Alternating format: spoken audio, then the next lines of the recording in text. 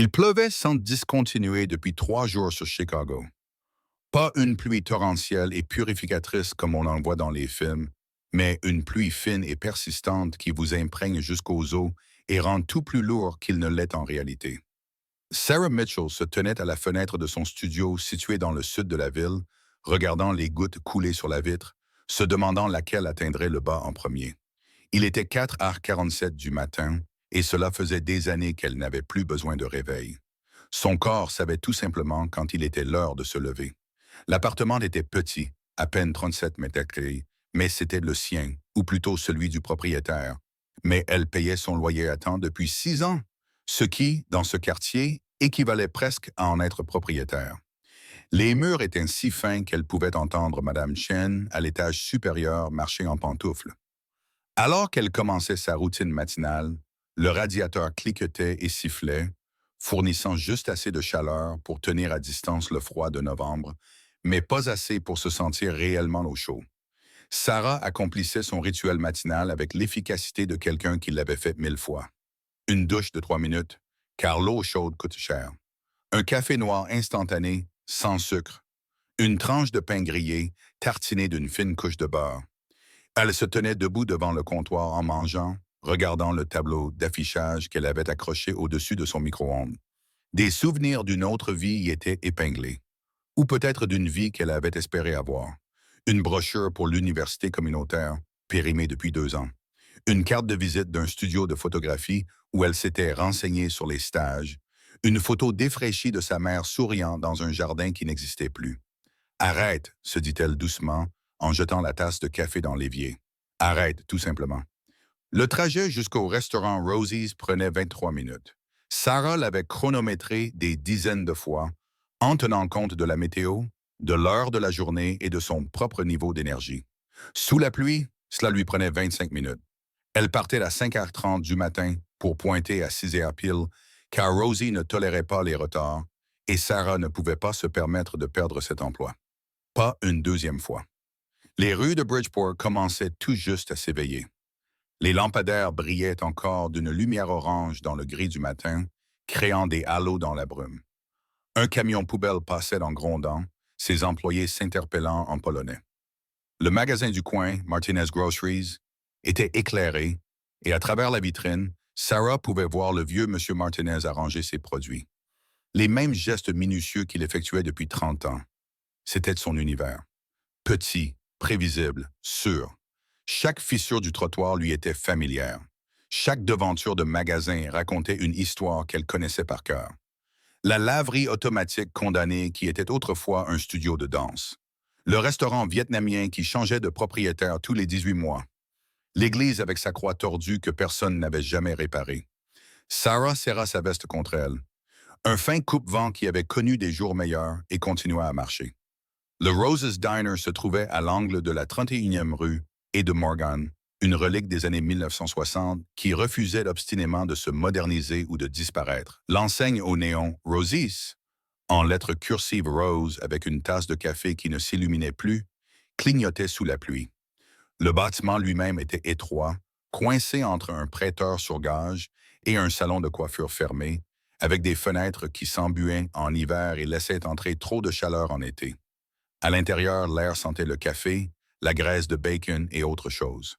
L'odeur accumulée de 50 ans de repas, de conversations, de disputes et d'affaires. Le sol était recouvert de linoléum noir et blanc à carreaux, fissuré à certains endroits et usé à d'autres.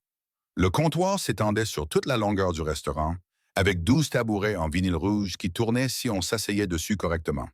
8 banquettes étaient alignées côté fenêtre, leur vinyle rouge rapiécé à divers endroits avec du ruban adhésif. « Tu es en avance !» cria Rosie depuis la cuisine. Elle avait 68 ans, était bâtie comme une bombe d'incendie, avec des cheveux gris toujours tirés en arrière en un chignon serré et des yeux qui ne manquaient rien. Elle était propriétaire du restaurant depuis 42 ans. Elle l'avait acheté avec l'argent obtenu à la suite d'un procès dont personne ne parlait jamais. « La pluie », répondit Sarah en accrochant sa veste au crochet à l'arrière. Elle noua son tablier noir avec le fil rose brodé et délavé de Rosie et attrapa la cafetière. « Il pleut toujours quand tu es là », marmonna Rosie, mais ce n'était pas vraiment une critique. « Il faut dresser la table 4. Eddie arrive à 19h au lieu de 21h. Sa fille a une activité scolaire. Eddie était le cuisinier, un homme discret d'une cinquantaine d'années qui préparait les meilleurs hash browns du sud de la ville et ne parlait jamais de l'endroit où il avait appris à cuisiner. Sarah acquiesça et commença sa routine matinale. Remplir les distributeurs de serviettes, vérifier les salières et poivrières, s'assurer que les bouteilles de ketchup étaient pleines et propres. Les premiers clients ont commencé à arriver à 6h15, principalement des habitués. Tommy Chen, qui travaillait dans le bâtiment et commandait chaque jour la même chose. 2 œufs au plat, un toast de pain complet, une portion de bacon, un café avec de la crème. Madame Washington, qui venait après son service de nuit à l'hôpital et s'asseyait à la table 7, toujours la table 7, pour lire ses romans d'amour et boire du décaféiné. Ry et Pete, les postiers qui s'asseyaient au comptoir et discutaient des équipes sportives avec la passion de ceux qui n'ont rien d'autre à discuter. Sarah connaissait leurs commandes, leurs habitudes, leurs petites conversations. Elle leur servait de leur café avant qu'ils ne le demandent. Elle apportait de la crème supplémentaire pour Madame Washington. Elle s'assurait que Ray ait la section sportive du Tribune, que quelqu'un laissait toujours derrière lui. « Tu es silencieuse aujourd'hui », observa Tommy tandis que Sarah lui resservait du café. « Plus silencieuse que d'habitude. Juste fatiguée », répondit Sarah, ce qui était tout à fait vrai. Elle était toujours fatiguée, fatiguée dans ses os, fatiguée dans son esprit. Le genre de fatigue que le sommeil ne pouvait pas réparer. « Tu fais toujours de la photo ?» demanda Madame Washington sans lever les yeux de son livre. « Tu devrais faire ça. Tu as l'œil pour ça. » Sarah sentit quelque chose se nouer dans sa poitrine. « Peut-être un jour n'arrivera jamais si tu continues à dire un jour, dit Madame Washington en tournant d'une page. Crois-moi. » Le service du matin continua son rythme familier. Commandes criées, assiettes servies, café versé, petites conversations échangées. La pluie continuait de tomber dehors, transformant la rue en un flou gris et lumineux. Sarah évoluait dans tout cela en pilote automatique. Son esprit était ailleurs, loin de ce restaurant, de ce quartier, de cette vie. À 11h47, Rosie lui dit de faire une pause. « Le rush du déjeuner est dans 20 minutes, » protesta Sarah. « C'est justement pour ça que tu fais une pause maintenant. Va t'asseoir, mange quelque chose. » Sarah s'assit dans la cabine du fond, celle réservée au personnel, avec une assiette d'œufs brouillés dont elle n'avait pas envie. Elle sortit son téléphone, un vieux modèle à l'écran fissuré, et fit défiler les messages qu'elle avait déjà lus. Sa meilleure amie, Kesha, lui avait envoyé un SMS. C'est toujours d'actualité pour samedi. Cinéma et horrible repas chinois. Sarah sourit légèrement et répondit, comme toujours. À travers la fenêtre, elle regardait la ville bouger. Une mère se dépêchait avec 2 enfants émitouflés contre la pluie. Un homme en costume parlait avec urgence au téléphone. Une voiture de police roulait lentement dans Morgan Street. Les agents à l'intérieur scrutaient les trottoirs avec un ennui professionnel. C'était de la vie. C'était réel, prévisible, petit, sûr. Sarah n'avait aucun moyen de savoir que dans 13 minutes, tout allait changer. L'affluence du déjeuner a commencé à 12h15, comme prévu. Le restaurant se remplit de sa clientèle habituelle. Les employés de la compagnie d'assurance située 2 pâtés de maison plus loin. Les ouvrières du chantier de construction de H. Halstead. Les étudiantes de l'université communautaire à la recherche d'un repas bon marché. Le niveau sonore augmenta. Les conversations se chevauchaient, les couverts s'entrechoquaient. La cloche de la cuisine sonnait tandis qu'Eddie criait des commandes. Sarah portait 3 assiettes en équilibre sur ses bras, une technique qu'elle avait mis des mois à maîtriser. Lorsque la porte s'ouvrit, la première chose qu'elle remarqua fut le silence. Pas un silence complet. Le restaurant était trop plein pour cela, mais une baisse soudaine du volume comme si quelqu'un avait baissé le son. Les conversations ne s'arrêtèrent pas complètement, mais elles devinrent plus calmes, plus prudentes. Les gens jetèrent un coup d'œil vers la porte, puis détournèrent le regard. Soudain très intéressés par leur repas, 3 hommes entrèrent. « Non », se corrigea Sarah en les regardant se faufiler entre les tables. Pas seulement des hommes avec des cadeaux. Le genre de personnes qui occupent plus d'espace que leur corps physique ne devrait en occuper. Celui qui était devant était plus âgé, peut-être 60 ans, avec des cheveux argentés peignés en arrière et un visage qui semblait avoir été sculpté dans le granit. Il portait un manteau coûteux. Du cachemire, pensa Sarah, bien qu'elle n'ait jamais touché de cachemire, et il se déplaçait avec la prudence délibérée de quelqu'un dont le corps souffrait, mais qui refusait de le montrer. Son regard balayait le restaurant avec l'œil exercé de quelqu'un qui connaît toujours les issues, compte toujours les personnes présentes et calcule toujours les angles. Derrière lui venaient deux hommes plus jeunes, tous deux dans la trentaine, tous deux vêtus de costumes sombres qui leur allaient trop bien pour être des costumes prêts à porter. Ils l'encadraient naturellement, comme s'ils avaient répété cette formation 1000 fois. Celui de gauche avait une cicatrice le long de la mâchoire. Celui de droite gardait les mains dans ses poches. Ils prirent la table 3 près de la fenêtre. L'homme plus âgé s'assit le premier, dos au mur, face à la porte. Les deux hommes plus jeunes s'assirent en face de lui, le cachant de la vue de la rue. Sarah sentit son cœur s'accélérer, sans pouvoir expliquer exactement pourquoi. Ils n'avaient rien de particulièrement menaçant. Ils n'étaient pas bruyants. Ils n'étaient pas agressifs. Ils avaient juste quelque chose qui clochait. Ils semblaient aussi déplacés dans ce restaurant qu'un requin dans une baignoire. Table 3, dit Rosie doucement, apparaissant à côté de Sarah. Le visage de la femme plus âgée était soigneusement neutre. Sois poli. Prendre leur commande. C'est tout. Qui sont-ils? Murmura Sarah. Des gens qui viennent parfois. Traite-les comme n'importe qui d'autre. Mais Sarah pouvait voir la tension dans les épaules de Rosie, la façon dont ses mains serraient la cafetière un peu trop fort. Ce n'était pas normal. Rien de tout cela n'était normal. Sarah prit une inspiration et se dirigea vers la table 3. De plus près, elle pouvait voir plus de détails. Les mains de l'homme plus âgé posées sur la table étaient couvertes de cicatrices au niveau des jointures. L'homme avec la cicatrice sur la mâchoire avait des yeux qui ne cessaient de bouger, cataloguant tout. Tout le monde, celui qui avait les mains dans les poches, ne les avait pas encore sortis. « Bonjour », dit Sarah d'une voix plus assurée qu'elle ne se sentait. « Je vous apporte quelque chose à boire. » L'homme plus âgé leva les yeux vers elle, et Sarah se sentit transpercée par son regard.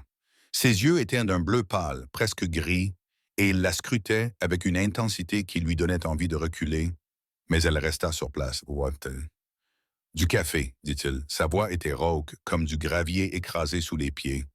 Noir. Pareil, dit Scarjaw. Le troisième homme se contenta d'acquiescer. La main de Sarah tremblait légèrement tandis qu'elle versait le café. Ne le renverse pas, pensa-t-elle. S'il te plaît, ne le renverse pas. Elle ne le renversa pas, mais ce fut de justesse. Vous avez besoin de quelques minutes pour consulter le menu, demanda-t-elle. L'homme plus âgé fit un geste de la main pour signifier que non. Juste du café? Sarah acquiesça et se retira, sentant leur regard posé sur son dos. Au comptoir, Rosie servait deux ouvriers du bâtiment, ses mouvements rapides et efficaces, mais Sarah remarqua que son regard se tournait sans cesse vers la table 3. Le restaurant avait retrouvé son volume sonore normal, mais il y avait toujours une certaine tension dans l'air. Les gens mangeaient, discutaient, vivaient leur vie, mais une partie de l'attention de chacun restait fixée sur ces trois hommes près de la fenêtre. Sarah s'occupa des autres tables, remplissant les verres et d'eau, prenant les commandes, servant les plats, mais son attention revenait sans cesse vers la table 3. Les hommes étaient assis en silence, buvant leur café. Ils ne se parlaient pas, ils ne regardaient pas leur téléphone. Ils étaient simplement assis, attendant quelque chose. À 13h17, le téléphone du plus âgé sonna. Il répondit, écouta, dit 3 mots, 20 minutes, compris, et raccrocha. Il se leva lentement, prudemment, comme quelqu'un dont le corps ne coopérait plus comme avant. Les deux plus jeunes se levèrent avec lui, bougeant à l'unisson. C'est alors que Sarah vit ce qui se passa. Le plus âgé fit un pas loin de la table et s'arrêta. Il porta la main à sa poitrine, les doigts écartés contre le tissu de son manteau coûteux. Son visage déjà pâle devint blanc. « Patron », dit Scarjaw en tendant la main vers lui. Les genoux de l'homme plus âgé se sont dérobés. Pas de façon spectaculaire, pas comme dans les films, juste une perte soudaine de force, son corps s'affaissant sur lui-même. Les deux hommes plus jeunes l'ont rattrapé, le couchant sur le sol avec une douceur surprenante. Le restaurant a été plongé dans le chaos. Les gens se levèrent, les chaises grinçaient, quelqu'un cria, quelqu'un d'autre hurla. « Appelez le 911 ». Sarah se mit en mouvement avant même d'y réfléchir, se frayant un chemin à travers la foule qui se formait. Sa formation médicale prit le dessus. Grâce à son certificat de secourisme obtenu 3 ans plus tôt dans l'espoir de trouver un meilleur emploi, elle s'agenouilla à côté de l'homme. Faites de la place, dit-elle d'une voix forte et ferme. Reculez tous. Les deux jeunes hommes la regardèrent avec un mélange de suspicion et de désespoir. Qui êtes-vous? Demanda Scarjaw. Je suis certifié en premier secours. Laissez-moi l'aider. Les yeux de l'homme plus âgé étaient ouverts, mais son regard était vague. Sa respiration était rapide et superficielle. Sarah vérifia son pouls, rapide et irrégulier. Elle vit de la sueur perler sur son front malgré l'air frais. Monsieur, vous m'entendez? Demanda-t-elle en se penchant vers lui. Comment vous appelez-vous? Ses yeux rencontrèrent les siens, et pendant un instant, ils furent d'une clarté saisissante. Ses mains se tendirent brusquement et saisirent son poignet avec une force surprenante. Il l'attira vers lui, sa bouche près de son oreille. « N'appelez personne », murmura-t-il. Les mots étaient à peine audibles, juste un souffle. « N'appelez personne ». Son étreinte se relâcha, ses yeux se révulsèrent. Il s'effondra sur le sol, inconscient. Le cœur de Sarah battait à tout rompre dans sa poitrine. « Que quelqu'un appelle le 911 » cria-t-elle, même si son cerveau lui criait qu'il venait de lui dire de ne pas le faire. « J'appelle » dit la voix de Rosie derrière elle. Scarjaw attrapa Sarah par l'épaule, si fort qu'elle eut mal. « Qu'est-ce qu'il t'a dit? »« Rien, il n'a rien dit. »« Tu mens, j'ai vu ses lèvres bouger. Qu'est-ce qu'il a dit? » »« Je ne l'ai pas entendu. Je ne sais pas. » L'homme qui avait les mains dans les poches les sortit, se pencha et approcha son visage de celui de Sarah. « C'est très important. »« Que t'a-t-il dit? »« Je ne sais pas. » La voix de Sarah se brisa. « Je ne l'ai pas compris. S'il vous plaît, laissez-moi l'aider. » Mais elle mentait. Elle savait qu'elle mentait, et elle voyait dans leurs yeux qu'ils le savaient aussi. Les minutes suivantes se confondirent. Sarah essaya de stabiliser l'homme, vérifiant sa respiration, son pouls. Les deux jeunes hommes restèrent à proximité, observant chacun de ses gestes avec une intensité féroce. Les autres clients du restaurant reculèrent pour lui laisser de l'espace, mais sans s'éloigner. Attirée par la fascination morbide d'assister à quelque chose de terrible, Rosie apparut avec une veste pliée qu'elle plaça sous la tête de l'homme. « L'ambulance sera là dans 3 minutes, dit-elle doucement. 3 minutes qui ont semblé durer 3 heures. Sarah s'est agenouillée, les genoux sur le linoléum froid, la main sur le poignet de l'homme inconscient, sentant son pouls battre de manière irrégulière. Elle sentait les deux jeunes hommes l'observer, l'évaluer, calculer quelque chose qu'elle ne comprenait pas. « Vous êtes la serveuse, » a dit l'homme qui n'avait plus les mains dans les poches. Ce n'était pas une question. « Vous travaillez ici? »« Oui, vous habitez à proximité. » Sarah sentit son sang se glacer. « Quoi est-ce important? » Répondez à la question. « Oui, à Bridgeport. » Les deux hommes échangèrent un regard, communiquant silencieusement entre eux. Les sirènes se rapprochaient, de plus en plus fortes. La tension dans le restaurant monta d'un cran. Sarah vit la main de Scarjaw se diriger vers sa veste, puis s'arrêter. Une décision prise, puis reconsidérée. Les ambulanciers franchirent la porte avec une efficacité rodée, tout à leur travail et d'un professionnalisme calme. Sarah se leva et recula, les jambes chancelantes. Elle les regarda examiner l'homme inconscient et poser des questions. Depuis combien de temps est-il inconscient? A-t-il des antécédents médicaux? A-t-il pris quelque chose? Les deux jeunes hommes répondirent avec prudence, en quelques mots.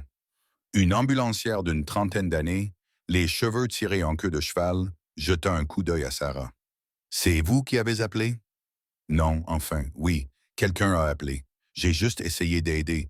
Vous avez bien fait. Vous l'avez maintenu stable. » L'ambulancière retourna à son travail, glissant un masque à oxygène sur le visage de l'homme.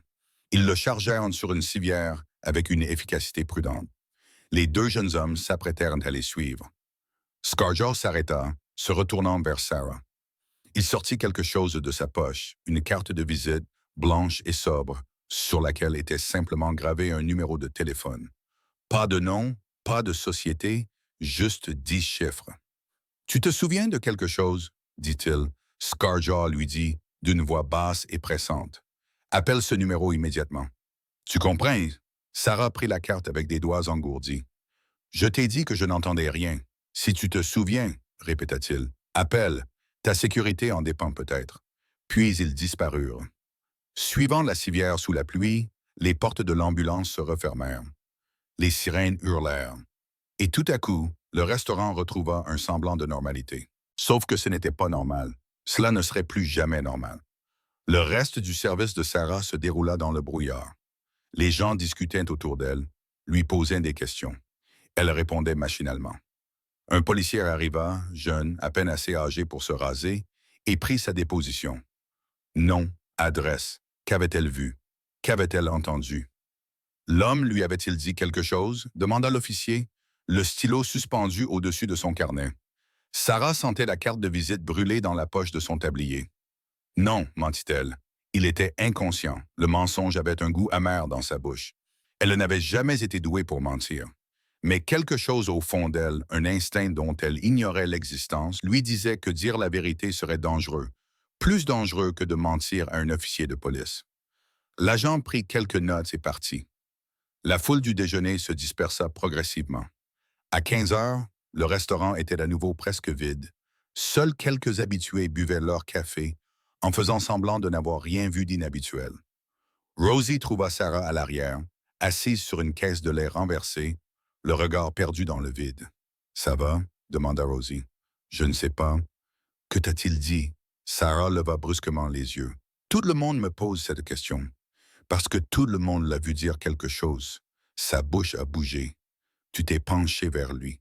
Alors, qu'a-t-il dit? » Sarah tordait ses mains sur ses genoux. « Rosie, je ne sais vraiment pas. »« Sarah. » La voix de Rosie était ferme, mais pas méchante. « Je tiens ce restaurant depuis 42 ans.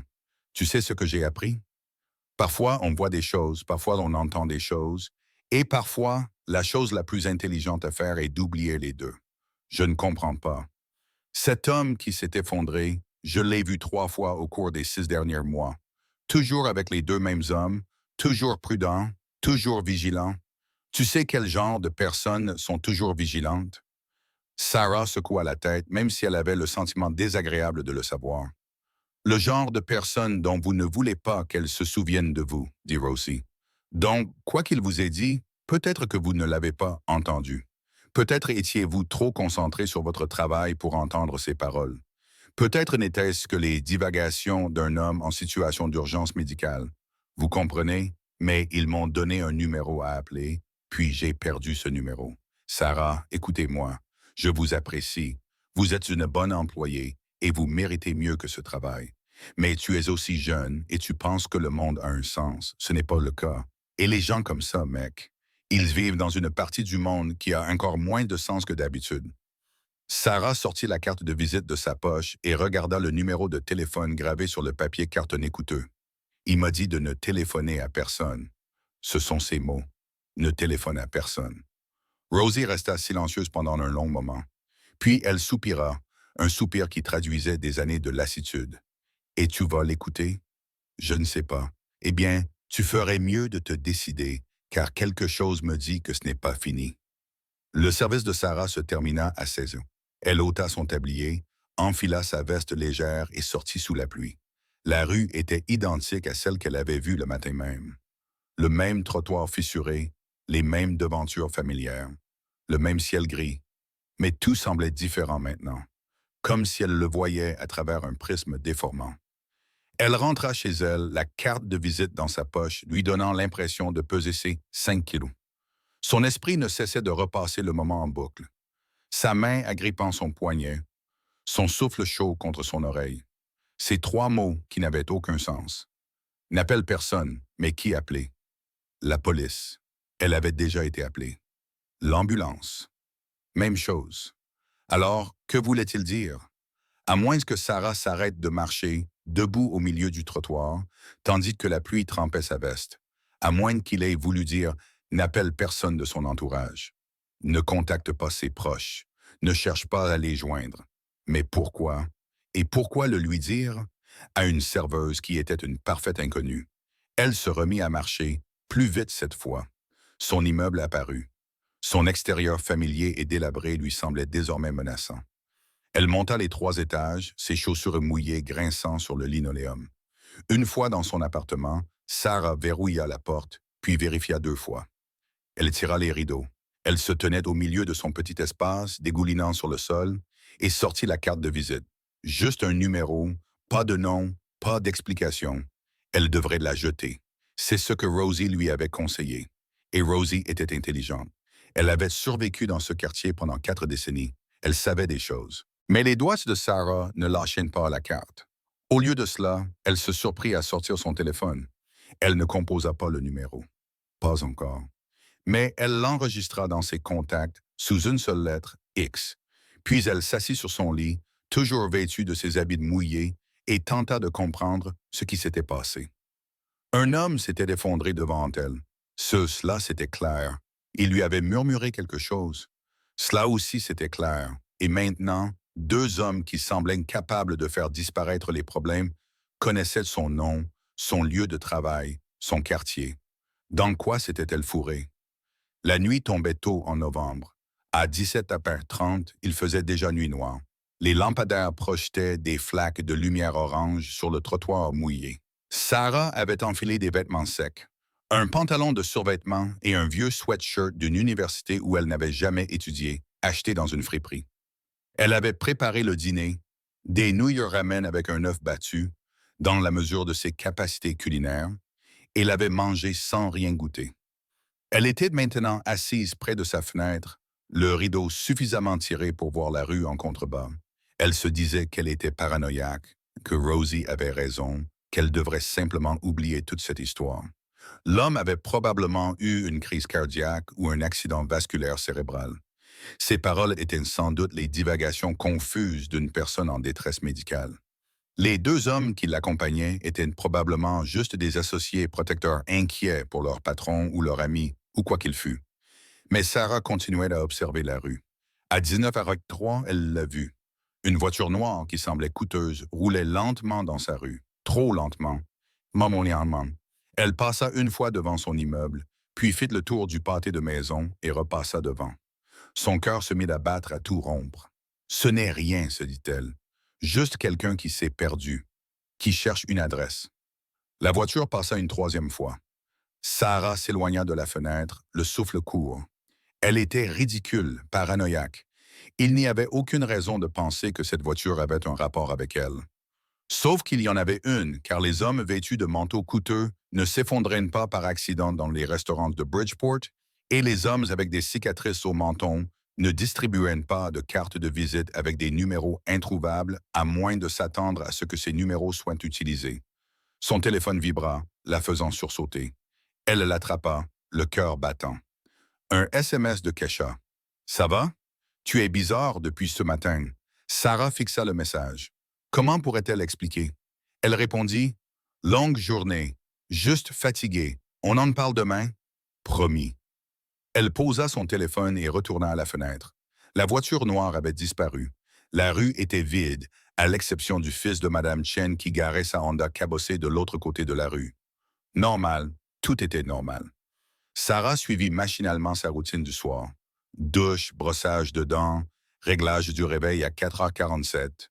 Allongée dans son lit, elle fixait le plafond, écoutant les bruits familiers de son immeuble qui s'installait autour d'elle, la télévision de Madame étouffée par le plafond, les tuyaux qui cliquetaient, la musique grave de quelqu'un qui résonnait au loin, les radiateurs qui sifflaient sporadiquement, des bruits normaux, des bruits réconfortants.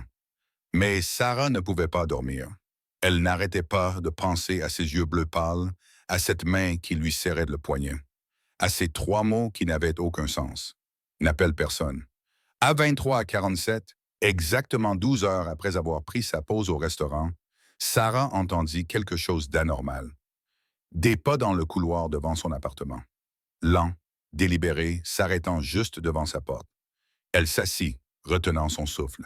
Une ombre bougea dans l'interstice sous sa porte. Quelqu'un se tenait là, immobile. La main de Sarah se dirigea vers son téléphone, ses doigts planant au-dessus de l'écran. Devait-elle appeler le 911? Mais que dirait-elle? Quelqu'un se tient devant ma porte. Ce n'était pas un crime. L'ombre s'éloigna. Les pas s'éloignèrent dans le couloir. Sarah attendit 5 minutes, puis 10, puis 15. Quand elle trouva enfin le courage de regarder par le Judas, le couloir était vide, mais un morceau de papier plié en 2 était glissé sous sa porte. Les mains tremblantes, Sarah le ramassa. Elle le déplia lentement, s'attendant à moitié à quelque chose. Elle ne savait pas quoi. Une menace, un avertissement. Au lieu de cela, il n'y avait que 7 mots écrits d'une écriture soignée et précise. Il est stable. Ils savent que tu as entendu. Fais attention. Aucune signature, aucune explication. Sarah retourna le papier. Il n'y avait rien au verso. Elle vérifia à nouveau le couloir, toujours vide. Elle verrouilla sa porte, vérifia 2 fois, puis poussa sa petite commode contre pour plus de sécurité. Puis elle s'assit sur son lit, la note dans une main et son téléphone dans l'autre, et admit enfin ce qu'elle avait nié toute la journée. Elle était en danger. Elle ne comprenait pas pourquoi. Elle ne comprenait pas de quoi, mais elle comprenait la vérité fondamentale. Un inconnu s'était effondré devant elle, lui avait murmuré un avertissement. Et maintenant, des gens surveillaient son immeuble, laissaient des notes sous sa porte, lui faisant savoir qu'elle avait été remarquée. Sarah regarda son téléphone, le contact enregistré sous le nom X. Un appel, c'est tout ce qu'il faudrait. Un appel à ce numéro et elle obtiendrait peut-être des réponses. Peut-être obtiendrait-elle de l'aide. Ou peut-être obtiendrait-elle quelque chose de bien pire. La pluie continuait de tomber dehors, tapant contre sa fenêtre, comme des doigts essayant d'entrer. Sarah était assise dans l'obscurité de son appartement, essayant de décider ce qui lui faisait le plus peur. Passer cet appel ou ne pas le passer. Sarah ne dormit pas. Pas vraiment. Elle somnolait par intermittence. Son esprit repassait les événements de la veille comme un film en boucle. Chaque fois qu'elle commençait à sombrer dans le sommeil, ses yeux s'ouvraient brusquement, son cœur s'emballait, convaincue qu'elle avait de nouveau entendu des bruits de pas dans le couloir. À 4h47, son corps la réveilla comme d'habitude. Mais cette fois, elle se sentait différente, plus lourde, comme si l'air de son appartement s'était épaissi pendant la nuit, rendant chaque mouvement plus difficile. Elle s'assit sur le bord de son lit, le mystérieux mot toujours posé sur sa table de chevet, là où elle l'avait placé avant d'essayer de dormir. Dans la lumière grise de l'aube, l'écriture semblait différente, moins menaçante, plus factuelle. Juste une information, un avertissement de quelqu'un qui, pour des raisons qu'elle ne pouvait comprendre, voulait qu'elle fasse attention. Mais attention à quoi et attention à qui? Sarah accomplit sa routine matinale en pilote automatique, mais tout semblait d'aller de travers. Le café avait un goût amer, le toast restait coincé dans sa gorge. Même les bruits familiers de Madame Chen à l'étage lui semblaient inquiétants plutôt que réconfortants. Elle regardait sans cesse son téléphone, le contact enregistré sous le nom de X, le pouce suspendu au-dessus du bouton d'appel. Que se passerait-il si elle appelait? Qui répondrait? Que voudrait-il d'elle? Et surtout, que voulait dire cet homme par «n'appelle personne»? Ces mots avaient été si pressants, si précis. N'appelle personne, pas «n'appelle pas la police» ou «n'appelle pas à l'aide», juste personne. Sarah enfila sa veste, vérifia son reflet dans le miroir de la salle de bain et se reconnut à peine. Elle avait des cernes sous les yeux. Sa peau était pâle, presque grise. Elle ressemblait à quelqu'un qui avait vu quelque chose qu'il n'aurait pas dû voir, ce qui était sans doute le cas. Le trajet jusqu'au restaurant Rosie's lui semblait différent ce matin-là. Chaque voiture qui passait la rendait nerveuse. Toutes les personnes dans la rue semblaient la regarder trop longtemps. La voiture noire de la veille n'était pas là. Elle vérifia 3 fois, mais cela ne fit qu'empirer les choses. Où était-elle? Qui la conduisait? Au coin de la 29e rue et de Morgan, Sarah s'arrêta brusquement. Un homme vêtu d'un manteau gris se tenait de l'autre côté de la rue et lisait un journal. Il n'y avait rien d'inhabituel à cela, sauf que plus personne ne lisait de journaux papier et qu'il ne lisait pas vraiment. Ses yeux ne cessaient de se lever, scrutant la rue, puis de redescendre vers le journal. Sarah se remit à marcher, plus vite. Lorsqu'elle atteignit le coin suivant et jeta un coup d'œil en arrière, l'homme avait disparu. Paranoïa, se dit-elle, tu es paranoïaque. Mais le mot sous sa porte n'était pas de la paranoïa. La carte de visite dans sa poche n'était pas de la paranoïa. Les 3 mots chuchotés à son oreille n'étaient pas le fruit de son imagination. Elle arriva chez Rosie à 5h52, 8 minutes plus tôt que d'habitude. Le restaurant était plongé dans l'obscurité, à l'exception de la lumière de la cuisine à l'arrière. La voiture de Ross, une Buick vieille de 15 ans, qui vibrait au ralenti, était garée à sa place habituelle dans le petit parking. Sarah utilisa sa clé pour entrer. La clochette familière au-dessus de la porte tinta. Le restaurant semblait différent, lui aussi. Plus petit, plus confiné, comme si les murs s'étaient rapprochés pendant la nuit. Tôt, la voix de Rosie appela depuis la cuisine. Elle n'arrivait pas à dormir, quelque chose comme ça. Rosie apparut dans l'embrasure de la porte de la cuisine, s'essuyant les mains sur un torchon. Elle examina Sarah de ses yeux perçants qui ne manquaient rien. Tu as mauvaise mine. Merci, je le pense. On dirait que tu n'as pas dormi de la nuit. C'est à propos d'hier. Sarah accrocha sa veste et noua son tablier. Quelqu'un a laissé un mot sous ma porte hier soir. L'expression de Rose ne changea pas, mais Sarah vit ses épaules se crisper. Quel genre de mot? Le genre qui dit que les gens savent que j'ai entendu quelque chose. Le genre qui dit de faire attention. Montre-moi. Sarah sortit le papier plié de sa poche. Rosie le prit, le lut rapidement, puis le relut plus lentement. Quand elle a levé les yeux, son visage était grave. Sarah, écoute-moi très attentivement. Tu dois prendre quelques jours de congé. Quoi? Je ne peux pas me permettre de payer. Je te paierai.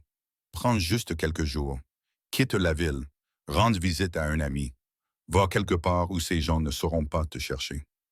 Rosie, je ne comprends pas ce qui s'est passé. Qui sont ces gens? Dans quoi me suis-je fourré?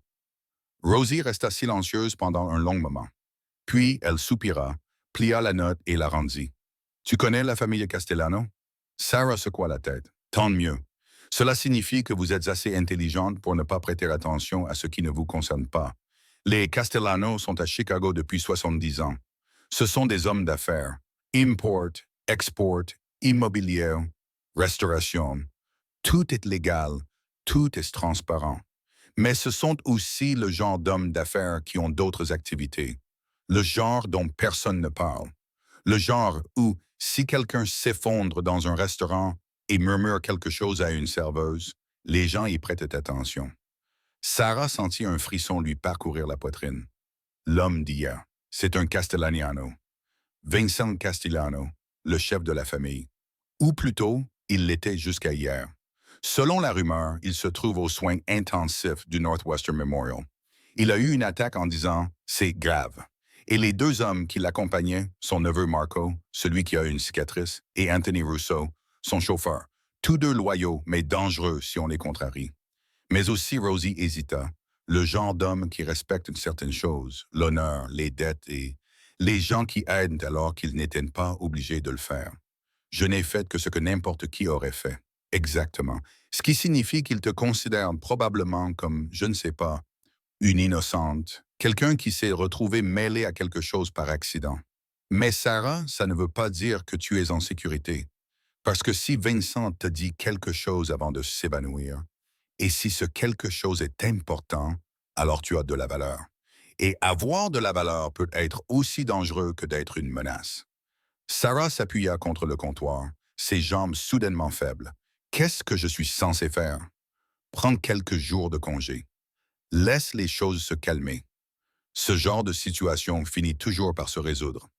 Vincent se réveillera ou ne se réveillera pas. La famille se stabilisera ou ne se stabilisera pas. Mais quoi qu'il arrive, dans quelques jours, tu ne seras plus qu'un souvenir. Juste un autre témoin d'une autre urgence médicale. C'était sensé. C'était logique. C'était de la chose intelligente à faire. Alors pourquoi Sarah avait-elle l'impression que fuir était exactement le mauvais choix? Sarah fit son service pendant quelques jours. Les habitués du matin sont venus. Tommy Chen, Madame Washington, Ray et Pete. Elle a servi le café, pris les commandes, apporté les plats, fait de la conversation. Mais une partie de son esprit était toujours ailleurs, passant en revue ses options. Option Indag 1. Suivre le conseil de Rosie. Quitter la ville pendant quelques jours. Espérer que tout cela se calme. Option Indag 2. Appeler le numéro sur la carte de visite, obtenir des réponses, peut-être de l'aide. Option 3. Aller voir la police. Tout leur raconter, les laisser s'en occuper.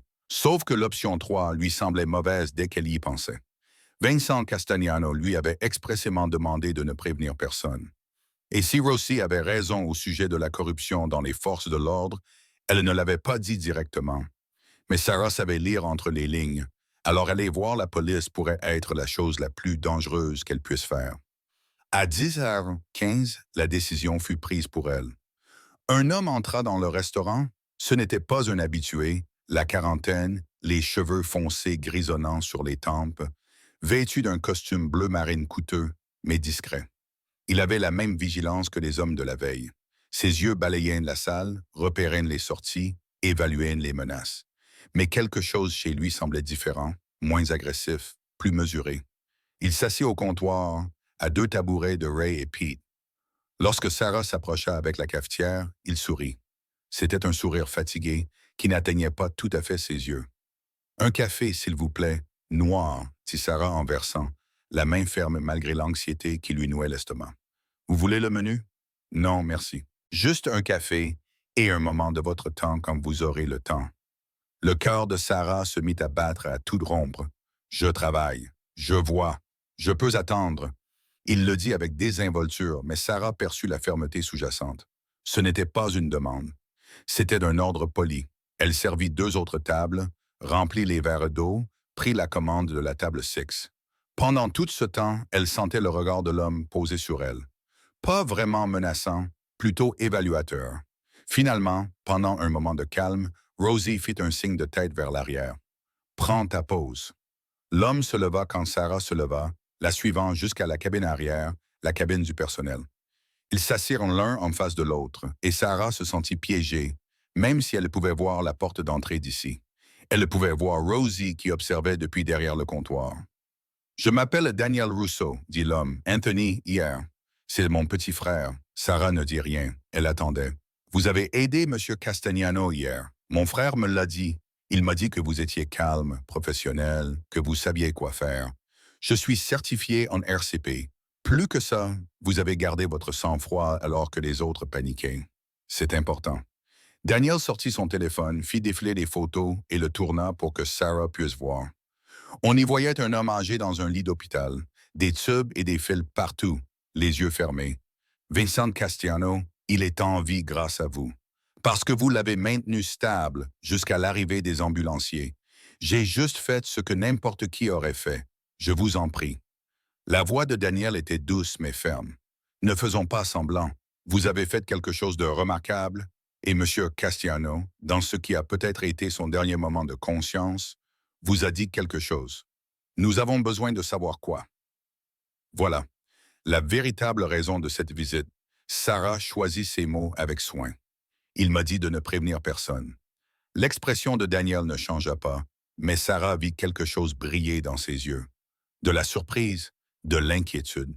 Ce sont ses mots exacts. Oui, n'appelez personne. Puis il s'est évanoui. Et avez-vous appelé quelqu'un? Les ambulanciers avaient déjà été appelés. Je n'ai appelé personne d'autre. Daniel resta silencieux pendant un long moment, l'observant. Sarah avait l'impression d'être passée au rayon X. Chaque pensée et chaque sentiment étaient mis à nu. Vous avez peur. Il finit par le dire, ce n'était pas une question. Oui. Bien. La peur vous incite à la prudence. Mais Sarah, puis-je vous appeler Sarah? Vous devez comprendre quelque chose. Ce dont vous avez été témoin hier, ce que M. Castiano vous a dit, vous place dans une position très délicate. Je ne veux être dans aucune position. Je veux juste retrouver ma vie normale. Je sais, je vous crois. Mais le problème, c'est que la vie normale n'est pas une option pour le moment, car certaines personnes ont besoin de savoir que vous ne représentez pas une menace. Et d'autres personnes doivent croire que vous pouvez être utile. Et ces 2 groupes vont vous surveiller.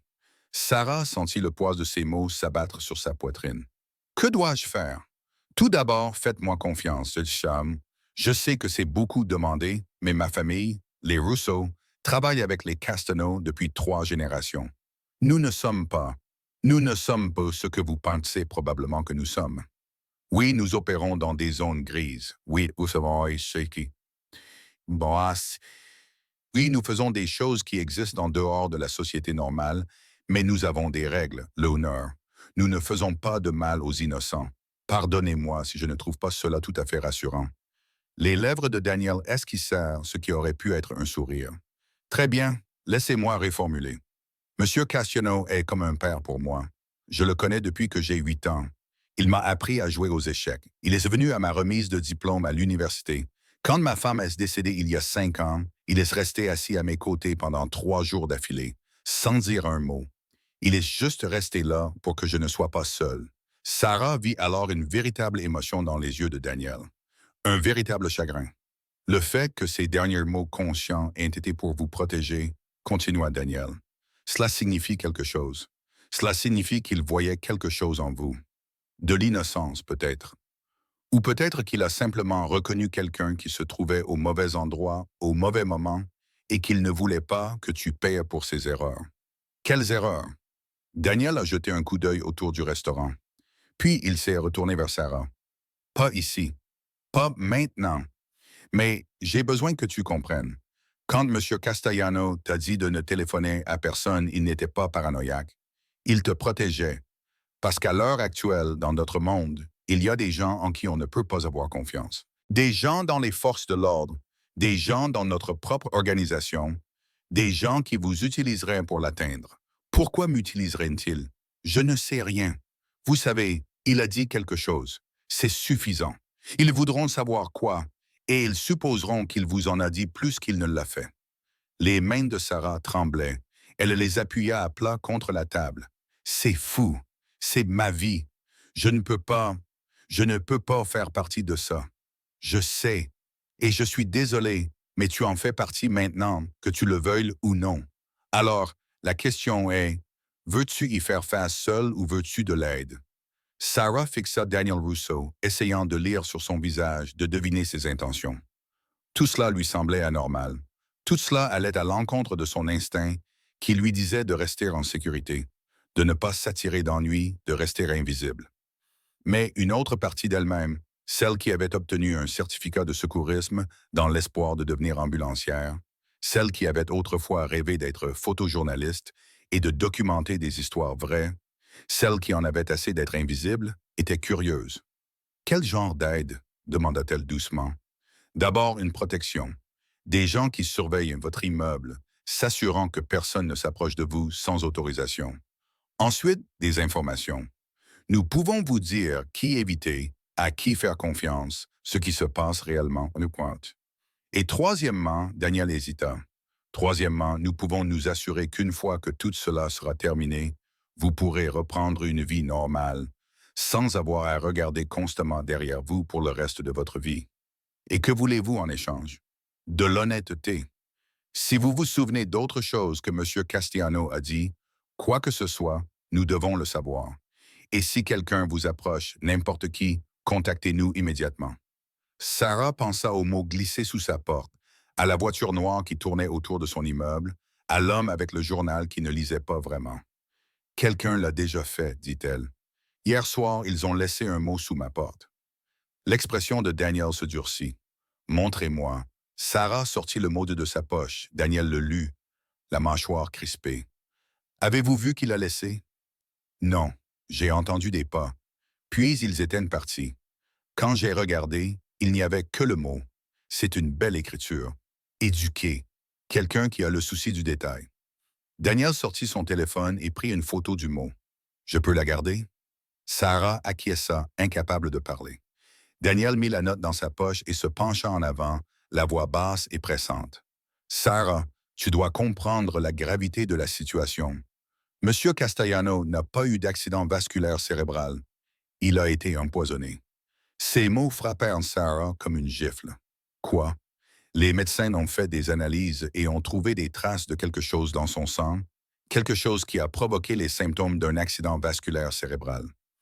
Quelqu'un a essayé de l'éliminer et ils l'ont fait en public, dans un endroit où les témoins auraient simplement supposé qu'il s'agissait d'une urgence médicale. Mais qui? C'est ce que nous essayons de découvrir. Il y a des factions au sein de l'organisation. Des gens qui pensent que M. Castellano est trop vieux, trop indulgent. Des gens qui veulent mener la famille dans une autre direction. Plus agressive, plus violente, plus disposée à franchir des limites que M. Castellano ne franchirait jamais. Sarah était sous le choc. Et vous pensez que celui qui l'a empoisonné sait qu'il m'a parlé? Nous le savons, ils le savent. La note le prouve. Ils savent que vous avez entendu. Ce n'est pas générique, c'est spécifique. Quelqu'un veut que tu saches que tu es surveillé. Soit pour t'intimider et te réduire au silence, soit pour voir ce que tu vas faire. C'est fou. Je suis serveuse. Je gagne le salaire minimum plus les pourboires. Je vis dans un appartement de 400 pieds de carré. Je ne suis personne. Tu es la dernière personne à qui Vincent Castiano a parlé avant de perdre connaissance. Dans notre monde, cela fait de toi quelqu'un d'important. Le téléphone de Daniel vibra. Il y jeta un coup d'œil et fronça les sourcils. Je dois y aller, mais Sarah, réfléchis à ce que je t'ai dit. Nous pouvons te protéger, mais seulement si tu nous laisses faire.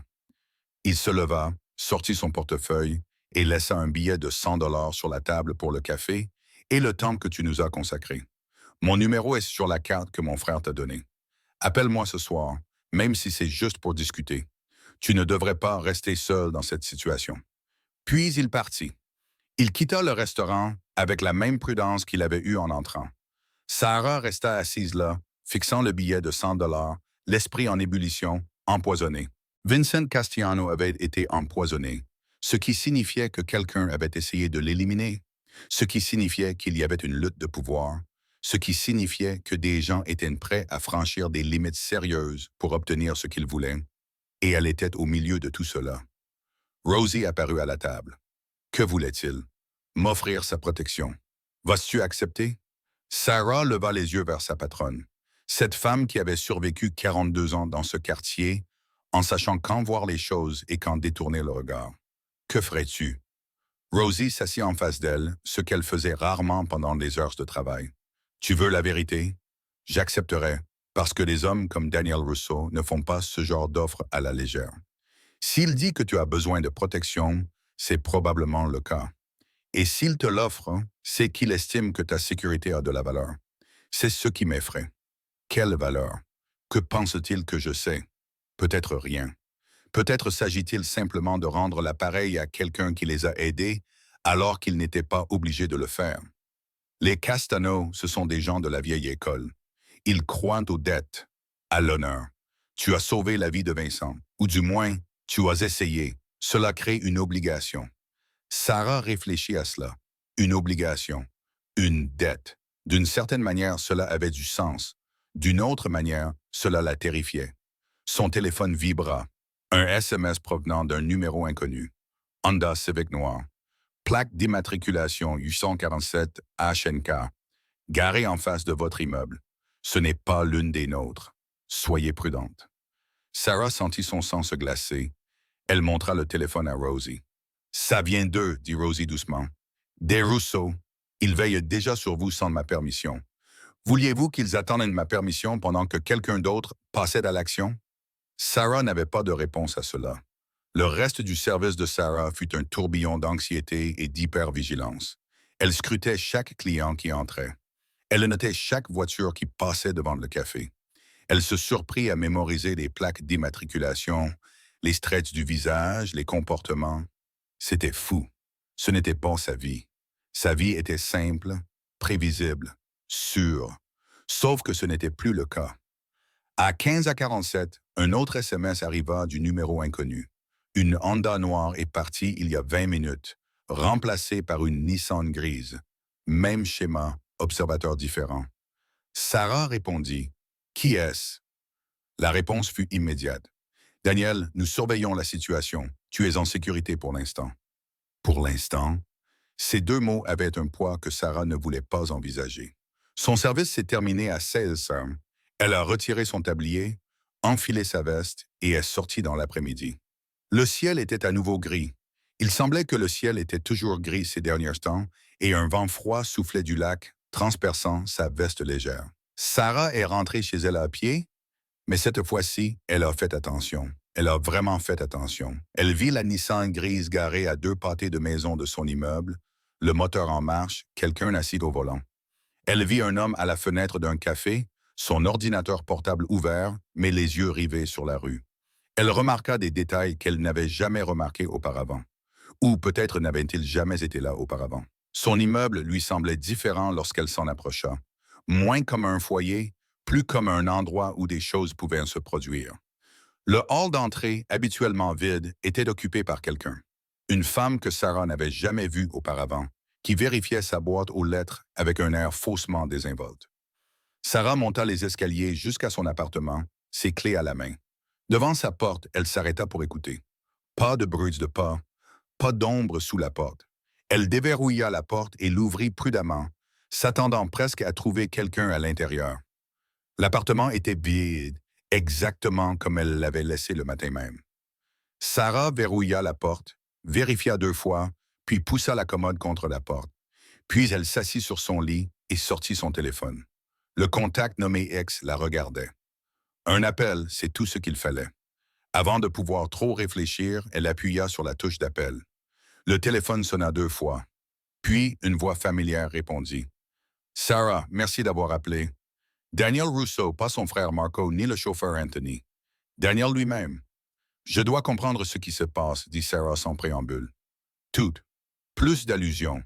Plus d'explications prudentes. La vérité. Peux-tu me retrouver dans un lieu public? Un endroit où tu te sentiras en sécurité? Sarah y réfléchit. Un lieu public signifiait des témoins. Un lieu public signifiait la sécurité. En théorie. Où? Il y a un café au coin de la 35e et de State, Bernie's. Tu le connais? Oui, c'était un lieu incontournable du quartier. Toujours bondé, toujours sûr. Quand, à 18 ans, ça te laisse le temps de réfléchir, de te préparer, et Sarah, viens seule, ne dis à personne où tu vas, ni à Rosie, ni à tes amis, ni à personne. Comment savoir si je peux te faire confiance? Tu ne peux pas, mais tu as quand même appelé, ce qui signifie qu'une partie de toi me fait déjà confiance. 18 ans. Je serai dans la cabine du fond. Il raccrocha. Sarah resta assise, le téléphone à la main, se demandant à quoi elle venait de consentir. Une rencontre avec un homme qui avait admis opérer dans des zones grises. Un homme dont la famille a travaillé avec le crime organisé depuis 3 générations. Un homme qui prétendait vouloir l'aider, mais qui avait aussi besoin d'elle. C'était une erreur. C'était sans aucun doute une erreur. Mais à 17h30, Sarah se retrouva en train de se changer, troquant son pantalon de survêtement contre un jean et son sweatshirt acheté dans une friperie contre un pull. Elle se brossa les cheveux. Elle se regarda dans le miroir et eut du mal à reconnaître la femme qui la fixait. Qui était-elle en train de devenir? Le café de Bernie était exactement comme Sarah s'en souvenait. Animé, chaleureux, embaumant l'odeur de l'expresso et des pâtisseries fraîches. Les murs étaient recouverts d'œuvres d'art locales. Les tables étaient dépareillées et les baristas connaissaient la moitié des clients par leur nom. C'était le genre d'endroit où l'on se sentait en sécurité, où l'on se sentait normal, où l'on avait l'impression que le monde avait un sens. Daniel était déjà là, assis dans la banquette du fond, comme promis.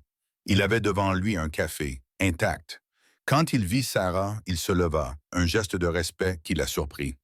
Merci d'être venu, dit-il alors qu'elle se glissait dans la banquette en face de lui. Je ne suis pas sûr d'avoir eu le choix. Tu as toujours le choix. C'est important de s'en souvenir. Une barista apparut. Jenny. Asahi. Jenny que Sarah connaissait du quartier. Qu'est-ce que je te sers, ma belle? Une tisane à la camomille. Sarah dit qu'elle avait besoin de rester calme et que le café ne ferait que la rendre plus nerveuse. Lorsque Jenny fut partie, Daniel se pencha vers elle et lui dit à voix basse, « Je vais te révéler des choses que très peu de gens en dehors de notre monde savent. Je te fais confiance parce que M. Castellano te faisait confiance et que son jugement est rarement erroné. Mais une fois que tu auras appris ces choses, tu ne pourras plus les oublier. Es-tu sûr de vouloir les savoir? » Sarah pensa aux mots glissés sous sa porte, aux voitures qui surveillaient son immeuble, au fait que sa vie normale avait déjà disparu, qu'elle l'admette ou non. « Dis-moi. » Daniel acquiesça. La famille Castellano est à Chicago depuis 1952. Le grand-père de Vincent, Angelo, est arrivé de Sicile sans rien et a bâti un empire. Des restaurants, de l'immobilier, de l'import-export, tout cela en toute légalité, mais aussi, ajouta-t-il après une pause, d'autres services également. Protection, médiation, solution à des problèmes qui ne pouvaient être résolus par les voies officielles. Vous voulez dire le crime? Je veux dire la survie. Vous devez comprendre que lorsque Angelo est arrivé, il n'y avait pas de loi protégeant les immigrants, pas de police disposée à aider quelqu'un qui avait été escroqué ou agressé. Alors des gens comme Angelo ont créé leur propre système, leur propre justice, et avec le temps, ces systèmes sont devenus des institutions. Le thé de Sarah arriva. Elle enroula ses mains autour de la tasse chaude, reconnaissante d'avoir quelque chose à tenir. Vincent a hérité de ce système. Daniel a continué, mais il a aussi essayé de le changer, de légitimer davantage les opérations, de s'éloigner des zones grises. Ils croyaient que la famille pouvait évoluer, devenir pleinement légitime en une génération. Tout le monde n'était pas d'accord. Les factions dont vous avez parlé. Exactement. Il y a des gens dans l'organisation qui pensent que la vision de Vincent est faible. Ils veulent s'étendre à des territoires où nous ne sommes pas présents. Ils veulent être plus agressifs, plus enclins à recourir à la force. Ils voient son âge et ses problèmes de santé comme une opportunité. Ils l'ont donc empoisonné. C'est ce que nous pensons. La substance utilisée était sophistiquée, quelque chose qui imitait des causes naturelles. Si vous n'aviez pas été là, si vous ne l'aviez pas maintenu stable, il serait mort dans ce restaurant et tout le monde aurait pensé à un accident vasculaire cérébral ou à une crise cardiaque. Des causes naturelles pour un homme de son âge. Sarah se sentait mal, mais j'étais là. En quoi cela change-t-il les choses? Tout. Parce que Vincent a survécu assez longtemps pour être transporté à l'hôpital. Et à l'hôpital, ils ont fait des tests et ont trouvé le poison. Ce qui signifie que ce ne sont plus des causes naturelles, mais une tentative de meurtre. Ce qui signifie qu'il y aura des conséquences. Ce qui signifie que celui qui a fait cela doit savoir ce que Vincent a dit dans ses derniers instants de conscience. N'appelle personne. C'est tout ce qu'il a dit. Réfléchis, Svara. Vraiment, réfléchis. Y avait-il autre chose? Un nom, un lieu, n'importe quoi? Sarah ferma les yeux, repassant le moment dans sa tête, sa main agrippant son poignet, son souffle chaud contre son oreille, l'urgence dans sa voix. N'appelle personne, et puis plus rien, juste sa main qui se relâchait, ses yeux qui se retournaient. Non, dit-elle en ouvrant les yeux. C'est tout, je le jure. Daniel scruta son visage, puis acquiesça, apparemment satisfait. Voici ce que nous pensons que cela signifie. Vincent vous disait de n'appeler personne de notre monde, ni ses proches, ni ses rivaux, parce qu'il ne savait pas qui était derrière l'empoisonnement. Il ne pouvait faire confiance à personne, sauf à vous, une étrangère, une innocente. Mais j'ai appelé les secours. La police est venue. C'est différent. Ça ne fait pas partie de notre monde. C'est exactement ce qu'il voulait. Une surveillance officielle des documents, ça te protège et ça le protège. Sarah a assimilé tout ça. Et maintenant, qu'est-ce qui se passe? Maintenant, on te protège pendant qu'on cherche qui est responsable. On a déjà identifié 3 factions possibles au sein de l'organisation. Chacune a un mobile. Chacune a eu l'occasion de le faire. On essaye de réduire les possibilités. Et moi, je fais quoi? Tu reprends ta vie normale autant que possible. Tu travailles au restaurant. Tu vois tes amis, mais tu restes vigilant. Tu me contactes si quelque chose d'inhabituel se produit et tu nous laisses nous occuper de ta protection. Qu'est-ce que cela signifie exactement? Protection? Cela signifie qu'il y aura toujours quelqu'un qui surveillera ton immeuble. Quelqu'un qui te suivra à distance entre ton domicile et ton travail.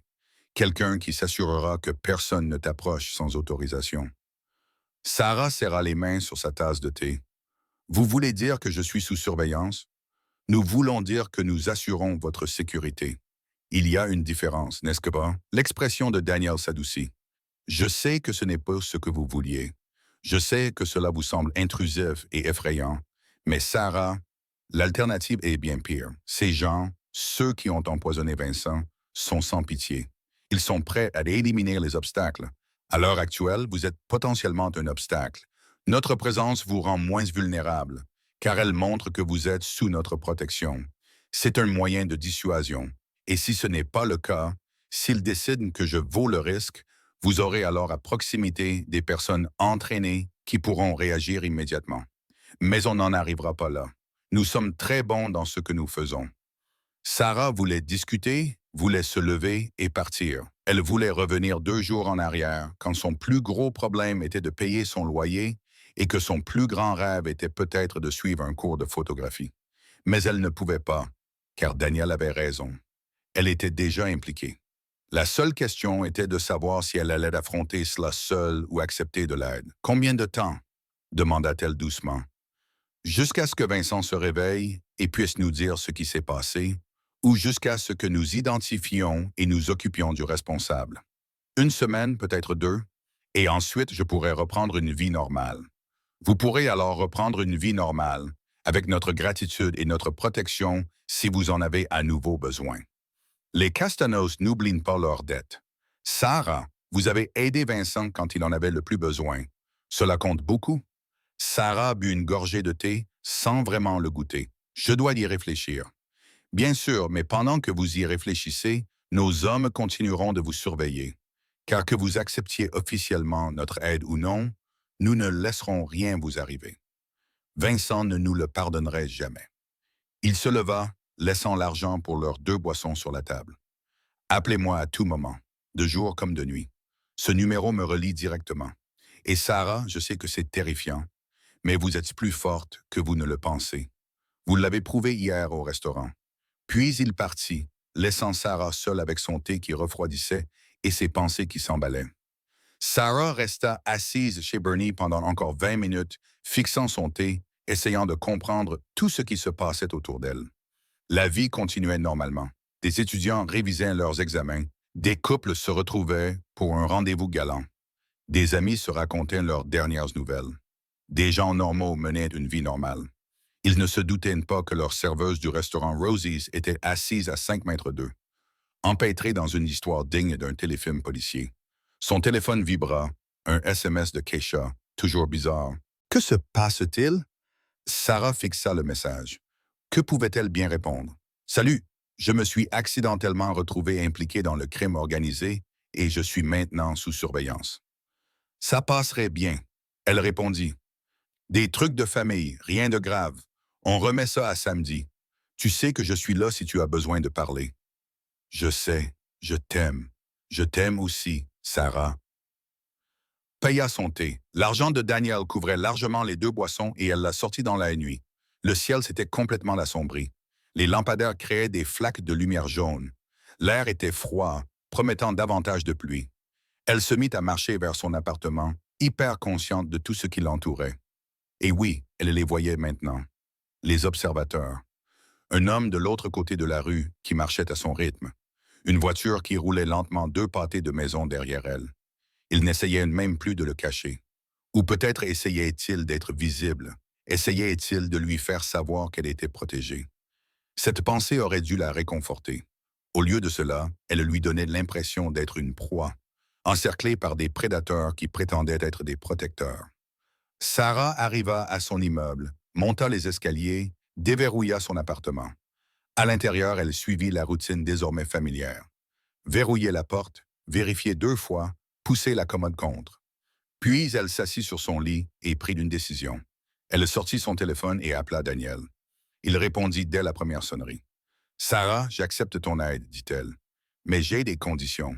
Dis-les-moi. Premièrement, j'ai besoin de savoir qui me surveille et quand. J'ai besoin de sentir que j'ai un certain contrôle sur ma propre vie. D'accord. Je t'enverrai les photos et les noms de nos agents. Tu sauras toujours qui se trouve à proximité. Deuxièmement, si je te dis que j'ai besoin d'espace, d'une pause dans la surveillance, tu te retires, même si ce n'est que pour 1 heure. » Daniel resta silencieux pendant un moment.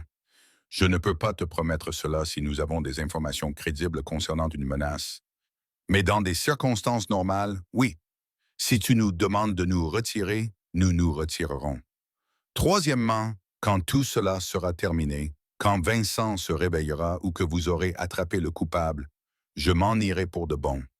Sans obligation, sans dette, sans lien avec votre monde. Sarah, tu as sauvé la vie d'un homme. Cela crée un lien, que nous le reconnaissions ou non.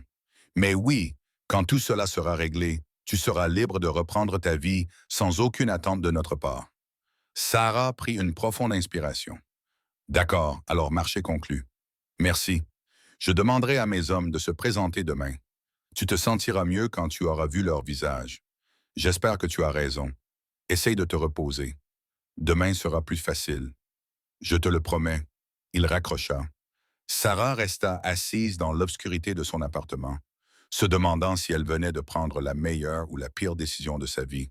Seul le temps le dirait. La nouvelle réalité de Sarah commença le lendemain matin. Daniel lui présenta l'équipe de protection. Maria, une ancienne spécialiste de la sécurité qui surveillait le corps de jour, et James, un homme discret qui s'occupait des nuits. Ils étaient professionnels, respectueux, gardaient leur distance, mais étaient toujours présents. Les jours se succédaient sans distinction. Sarah travaillait chez Rosie, rentrait chez elle, vivait sous le poids d'une surveillance constante. Mais quelque chose d'inattendu se produisit. Elle commença à discuter avec Maria pendant les pauses café. De vraies conversations sur la vie, les rêves, les chemins qui les avaient menés à ce moment. Je voulais être enseignante, avoua Maria un après-midi. C'est drôle comme la vie peut être imprévisible. Sarah lui confia ses propres rêves abandonnés, la photographie qui raconte des histoires qui comptent.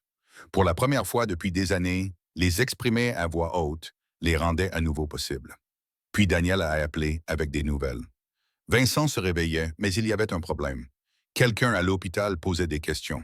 Quelqu'un qui n'était pas censé savoir que Vincent pouvait communiquer. Nous devons le déplacer, a expliqué Daniel.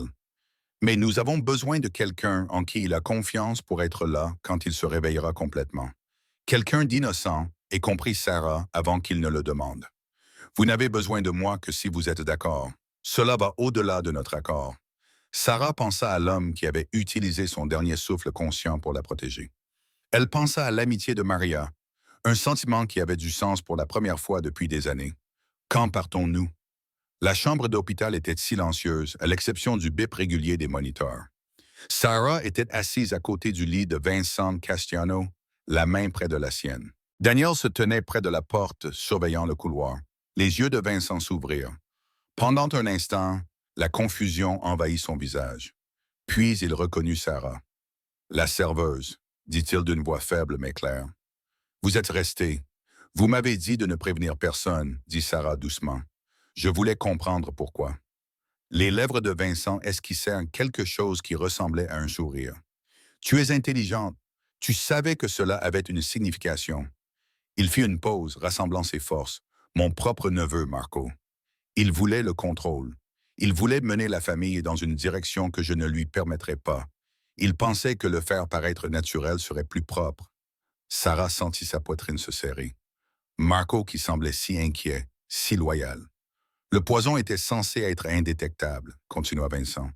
Mais tu m'as maintenu en vie assez longtemps pour que je puisse faire des tests. Tu m'as sauvé et tu l'as démasqué sans le savoir. J'ai juste fait ce qu'il fallait. Exactement. C'est pour ça que je t'ai fait confiance à ce moment-là. Par pur instinct, tu étais la seule personne présente qui n'avait pas d'arrière-pensée, pas de relation, la seule personne sûre. Daniel s'avança. Marco a été traité discrètement. La famille est stable.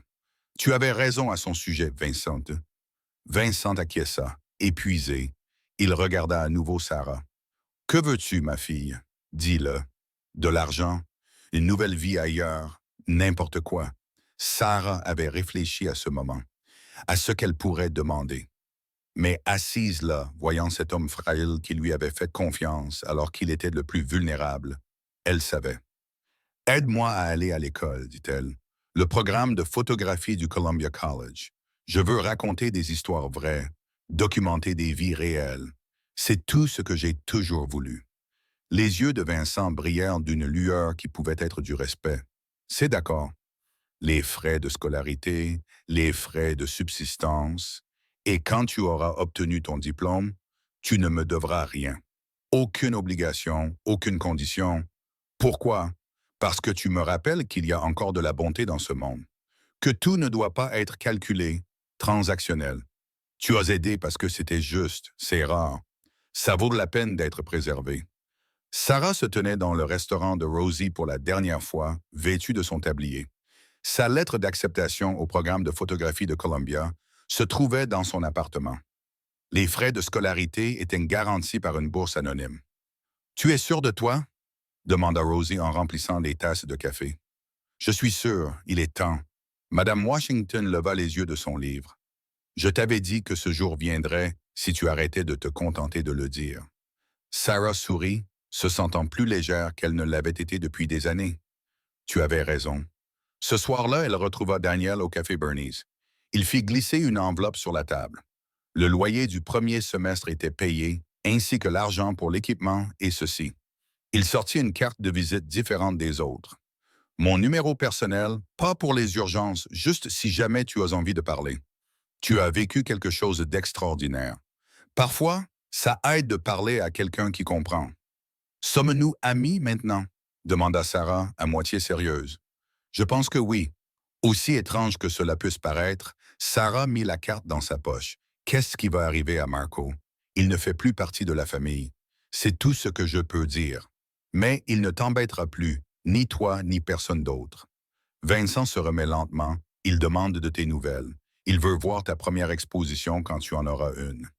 Sarah ressentit une chaleur inattendue à ces mots. Dis-lui que je lui enverrai une invitation.